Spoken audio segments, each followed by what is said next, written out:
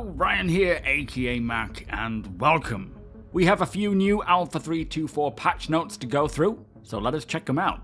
As always, a huge thank you to all of my patrons and channel members, in particular to my latest channel members Deacon Frost and Mark SJ. Thank you so much for the support, it is truly appreciated. So it is just a short video today. Since my last Alpha 3.2.4 coverage video, there has been 3 new patches on the PTU for the Eva Catty. So today I will condense all 3 of these patches into one video. Firstly, I did try jumping in this morning to do some testing and see if I could answer any of your 3.2.4 questions, but unfortunately there appeared to be a bit of a UI bug where the ASOP terminal and storage kiosk was not allowing me to properly click on what I wanted, sort of jittering around, rendering it pretty unusable. Now, I will be trying again later this afternoon just to see if it was the server, as no one on global chat was mentioning this issue. So it could have just been a client issue, it could have been a server issue, it could be a known bug, but if you have had this problem or know of a potential fix, do let me know in the comments below. But equally, it could just be an issue with this specific patch. Anyway, let's get to the patch notes. Now, as stated, I will be condensing all the latest 3 patches into one. So for features and gameplay, there were some Master Mode atmospheric flight controller retunings, with them making a slight change for the Valkyrie, the Argo Raft, the Crusader Spirit A1 and C1, the Mercury Star Runner, the Starfighters, Starlifter and variants, the Buccaneer, the Caterpillar, the Starfarer and Cutlass variants as well. Now, in one patch, it doesn't actually specify what this change is, but in another patch, or the next patch, it does mention that they have increased the ability to yaw more in atmosphere for these ships. Plus, in the most recent patch, it does state that they have made further updates to enable ships to yaw more as well. So it looks like they're trying to just hone in and tune the ship's atmospheric flight behaviors, giving those specific ships a bit more of a yaw ability than what they had before. Now, they have also performed a soft death braking polish pass, setting the default breach amount for exterior doors to 100% during soft death. And what I think this means is doors will be 100% openable as soon as a soft death occurs for the time being. Now, of course, soft death as a mechanic is just a temporary mechanic while they're working on the resource network. Eventually, ships being disabled will be systemic based on the damage, the physical damage in a physical location that could have caused it to become immobile, whereas a soft death is just a temporary state that ships get into so that at least we have some form of ship boarding to do. Now, they have also added a mission items filter to the freight elevator management kiosk, which will be very helpful when we start seeing actual mission items as part of a mission.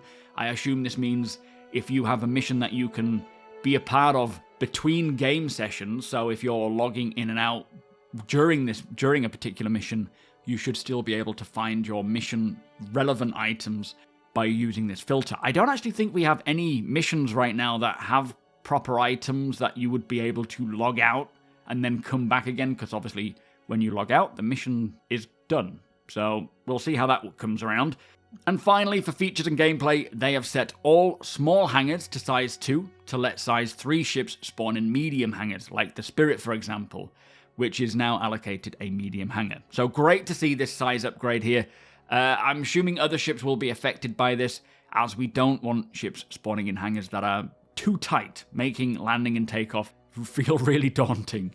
Now, for ships and vehicles, they have reduced the Prowler's emissions to make it more in line with a stealth dropship, which is nice to see more of the tunings with the signature system, the emissions that ships give out, kind of moving or tailoring the ships more to the specific role. And there is actually quite a bit more info about scanners, radars, the signature system in the latest monthly report, which I will put together in a separate video as soon as I can get to it.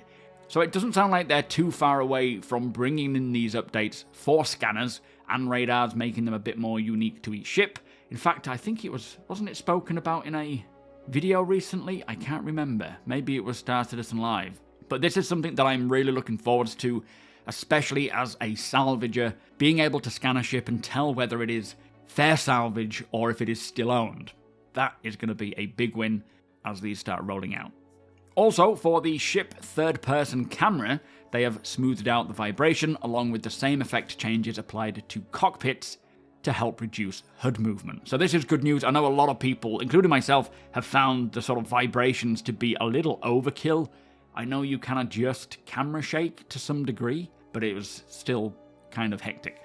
Now, between all 3 patches, there is also 22 bug fixes, 6 client crashes fixed, and 15 server crashes fixed. So the patches are rolling out thick and fast, and I suspect that momentum will not slow down.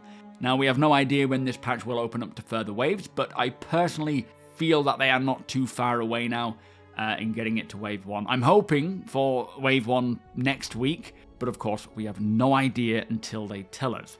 Now, I am expecting a new patch tonight, hopefully one that will stay up over the weekend so that we can at least get our teeth sunk into it and provide a lot of data for CIG. And hopefully, the issues that I was having were just isolated or easy to remedy, as I really want to get in and test things, the features further afield than just the personal hangars. Anyway, as I say, that was just a short video, just updating you all on the latest patch notes. I am going to start moving on to the monthly reports. Also, if I get time and I'm not too tired, I will jump into 324 this evening and see if that issue was rectified by just joining a different server. Also, if you are looking to purchase anything from GameGlass, MONSTERTECH mounts, or the TOBII eye tracker, I can get you 5% off site-wide for any of those products. Plus, you are directly supporting my channel in doing so thank you so much in advance. All the links are provided below. But with that said, if you did appreciate the video, please do consider subscribing and helping the channel to grow. Also, come and hang out over at twitch.tv/SuperMacBrother. You are all more than welcome over there, whether you are a new backer or a veteran backer. We are playing on the live servers, seeing what the verse has to offer for us, while waiting and chatting about Alpha 324.